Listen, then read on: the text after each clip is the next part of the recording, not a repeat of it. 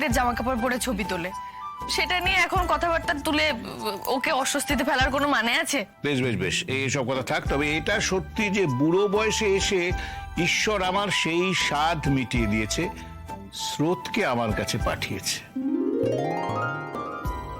তা মেয়েকে পেয়ে সব বাপেরই যা মনে হয়, আমারও তাই মনে হলো। এরম লক্ষ্মীমন্তর মেয়ে, তাকে তো সুপাত্রে দিতে হয়, তাই না? এমন পাত্রে দিতে হয় যে তাকে বুঝবে, তার গুণের কদর করবে।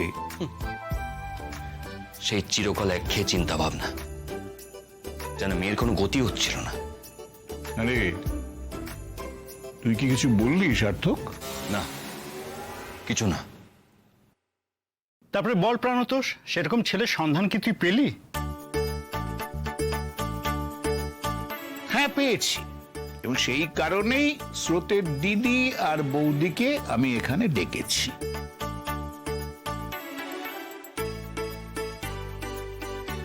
আমার প্রস্তাবটা রাখার সময় তারা যেন এখানে থাকে। আর তুমি তো আমার ছোটবেলার বন্ধু, আমার আনন্দে তোমাকে শরিক করব না তো কাকে করব?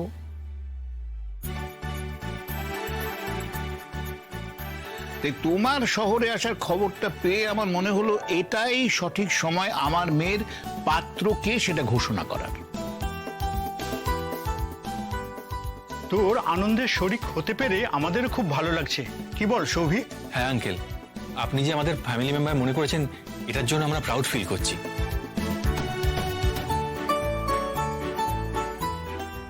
আমি ঠিক করেছি যে স্রোতস্বিনীকে আমি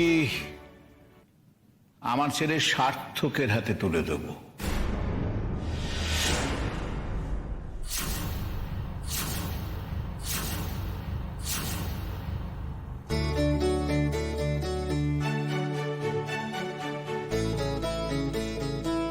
হোয়াট?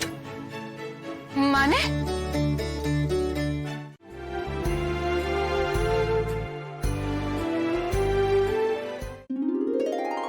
স্যার, আপনি বুঝতে পারছেন কিরকম সাংঘাতিক মানুষজনদের মধ্যে আমরা বাস করি? এরা দুজন, এরা আমার সব থেকে ভরসা দুজন মানুষ, অথচ এরাই আমায় কিছু না বলে আমার পেছনে প্ল্যান করে আপনার মতন একটা খরুসের সাথে আমাকে ঝুলিয়ে দেওয়ার মতলব পাচ্ছে। আপনি আপনি কি এটাকে সাপোর্ট করছেন? এই খরুস মানে? উফ স্যার, এই মানে টানে ছাড়ুন। এখন না আমাদের এই ষড়যন্ত্রটাকে নিয়ে ভাবা উচিত। আপনার বাবা তার বন্ধু আর তার ছেলের সামনে আপনাকে এমন একটা সিচুয়েশনের মধ্যে ফেললো যেখান থেকে আপনি বেরিয়ে আসার পথই পাবেন না। এটাই তো কিরকম একটা অকওয়ার্ড ব্যাপার বলো তো। আমার কি মনে হয় জানো, ঘুগনি দাও সবটা জানতো। আলবাত জানতো, আমার বাড়িতে দিদি ভাই আর বৌমনি সবটা জানতো। আর কে কে কি জানতো কে জানে। এই ভয়ঙ্কর একটা প্ল্যান করে আমাদের দুজনকে ফাঁসাতে চাইছে এরা। কি ব্যাপার বলতো প্রাণতোষ? ওরা দুজনে মিলে কি আলোচনা করছে? যাই আলোচনা করুক না কেন, ফলাফল তো একটাই, 7 পাকে বাধা। বাবা, প্রাণতোষ আঙ্কেল কিন্তু খুব মজার মানুষ। এইভাবে ছেলের বিয়ে ঠিক করে তাকেই চমকে দেওয়া। আমার কিন্তু ভয় করছে, স্রোত যা ক্ষেপে আছে, কিছু বোঝাতে গেলেই বকা খাবো। আর বেরোতে পারবো না মানে ডেকে? এরা কি ভাবছে আমরা কি সত্যি বিয়ে করবো নাকি? ইস, কখনো না। আমি আপনাকে কেন বিয়ে করবো? হ্যাঁ, আমি বা কেন তোমাকে বিয়ে করব? কিন্তু স্যার, আমাদের এখন ঝগড়া করলে হবে না। এই ষড়যন্ত্রটাকে মূল থেকে উপরে ফেলে দিতে হবে। আর তার জন্য আমাদেরকে হাতে হাত মিলিয়ে কাজ করতে হবে। রাইট, আমি তোমার সঙ্গে এই ব্যাপারে একমত। বৌমনি, দেখতে পাচ্ছ? যাক, উফ বাবা, ভাব হয়েছে তাহলে। মনে তো হচ্ছে হয়েছে। যাক বাবা। আয় স্রোত, মা এখানে এখানে এখানে ঠান্ডা মাথায় বস বস বস বস। কি হবে? না না, কি হবে কি হবে? আমি বলছি, এই যে একটা গুরুগম্ভীর আলোচনা ওখানে হচ্ছিল তো, হ্যাঁ আমরা সবাই দেখছিলাম, দুজনে মিলে তোরা সলা পরামর্শ করছিলি, আমাদের ভালো লাগছিল। খুব ভালো লাগে, দারুণ। আরে এ তো অদ্ভুত কথা। কেন? এতে ভালো লাগার কি হয়েছে? আমরা একটা সিরিয়াস বিষয় নিয়ে আলোচনা করছিলাম আর তোমাদের ভালো লাগছে। আর বাবা, এই যে দুজনে মিলে বলছো না, এটা বলা বন্ধ করো। না না, ঠিক আছে ঠিক আছে, তুই মাথাটা ঠান্ডা কর, তুই ওখানটা বস, ওখানটা বস বস বস, ওকে সব বস বস বস। আমরা একটু কথা এই বানিয়ে বানিয়ে গল্প দিস না তো। এই নাকা নাকা ব্যাপারগুলো আমার নেই, তুই খুব ভালো করে জানিস। ঠিক ঠিক একদম নেই, সেটা তো আমরা আজ দেখলাম।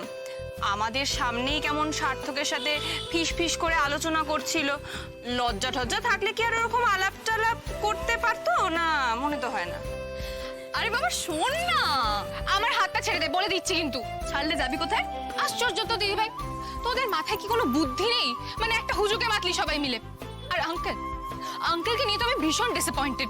মানে এরকম একটা অদ্ভুত কথা তুললোই বা কি করে আঙ্কেল? ও আচ্ছা, তার মানে তো সার্থকের থেকে ওই সৌভিককে বেশি পছন্দ হয়েছে, তাই তো? না না, তুই তো আঙ্কেলের বন্ধুর ছেলের সঙ্গে দেখা করতেই ওখানে গেছিলিস। হ্যাঁ, কি ভালো কথাবার্তা, কি ওয়েল ম্যানার্ড, দেখতে শুনতেও ভালো, বিদেশে থাকে। ওই ভুতুমটার থেকে তো অনেক ভালো ছেলে। আচ্ছা রাই, একটা জিনিস তুমি লক্ষ্য করেছো আজকে? স্রোত যখন ওপরে চেঞ্জ করতে গেছিল তখন অনেকটা সময় লেগেছিল চেঞ্জ করতে। একদম, আমিও এটা খেয়াল করেছি।